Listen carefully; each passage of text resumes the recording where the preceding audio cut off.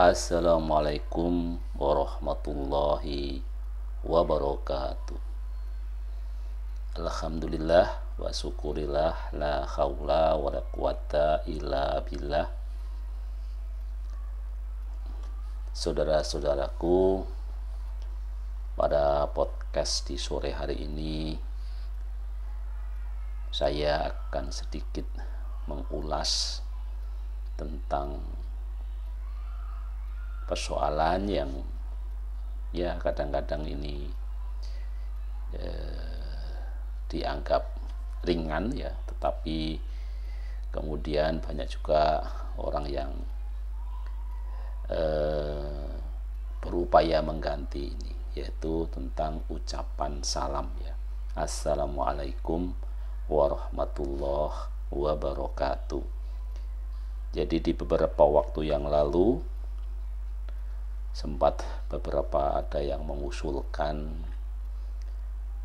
ucapan salam khas umat Islam ini bisa diganti saja dengan ucapan selamat pagi, selamat malam ya, sugeng enjang, sugeng sonten ya. Dan ada beberapa alasan yang mendasari itu ya.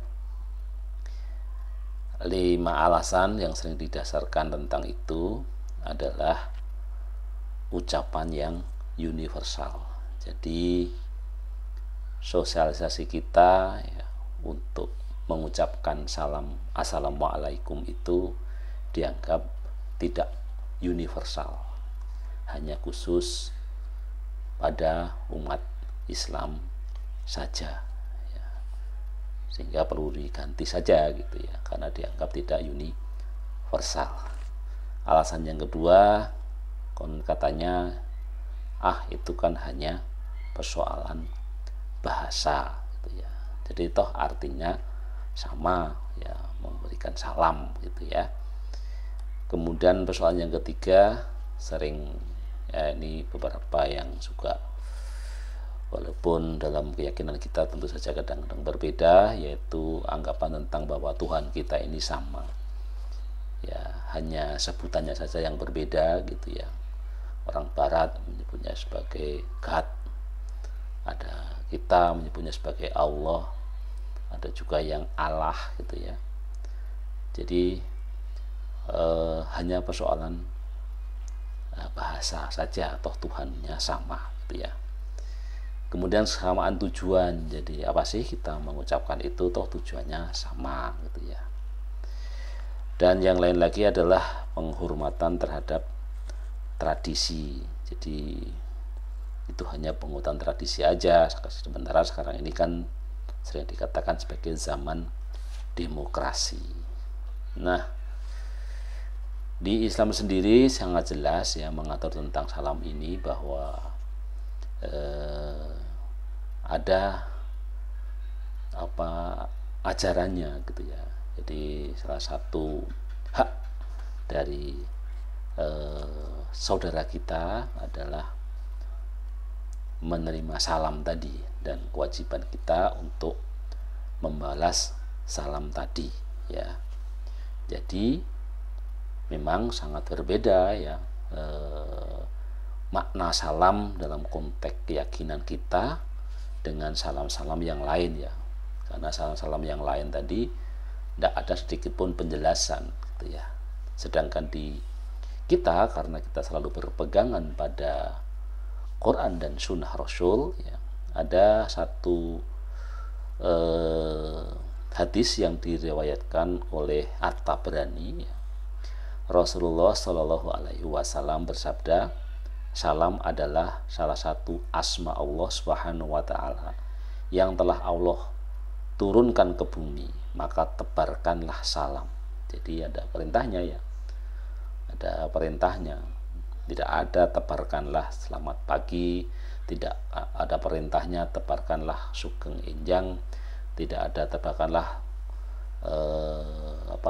selamat-selamat yang lain ya. Nah, kita jelas ya, tebarkanlah salam. Ketika seseorang itu memberi salam kepada yang lain, derajatnya ditinggikan di hadapan Allah ya. Jika jamaah suatu majelis tidak menjawab ucapan salamnya, maka makhluk yang lebih baik dari mereka lah, yakni para malaikat yang menjawab ucapan salam. Ya. Jadi pilihannya ada pada kita gitu ya, bukan persoalan boleh tidak boleh ya kita mengucapkan selamat pagi, selamat siang gitu ya. Namun pilihan kita tentu saja adalah ada makna, ada energi spiritual yang ada pada ucapan Assalamualaikum warahmatullahi wabarakatuh. Dan menurut seorang penulis yang saya baca ya tentang mukjizat salam silaturahim yang ditulis oleh Muhammad Muhyiddin ya, ini satu pengarang novel juga yang saya berapa beli novelnya. Nah, setidaknya ada 7 energi salam. Jadi itu yang pertama adalah menebar kedamaian, kemudian menebar keselamatan, menebar persatuan, ya, melenyapkan kemarahan, ya, menghilangkan rasa benci, mendatangkan cinta dan kasih sayang, dan mendatangkan pertolongan. Dan itulah energi salam yang kita ucapkan, Assalamualaikum warahmatullahi wabarakatuh. Jadi silahkan saja Anda boleh Anda mau milih yang lain, tetapi Islam sangat mengatur hal ini. Semuanya ada perintahnya, semua ada contohnya gitu ya, semua ada alasan-alasannya. Jadi tidak sekedar itu sebuah kebiasaan yang kita tidak punya pengetahuan ya. Jauhilah perbuatan-perbuatan yang kita lakukan tanpa pengetahuan yang benar gitu ya. Sekian, mudah-mudahan bermanfaat. Tetap tebarkan salam. Assalamualaikum warahmatullahi wabarakatuh.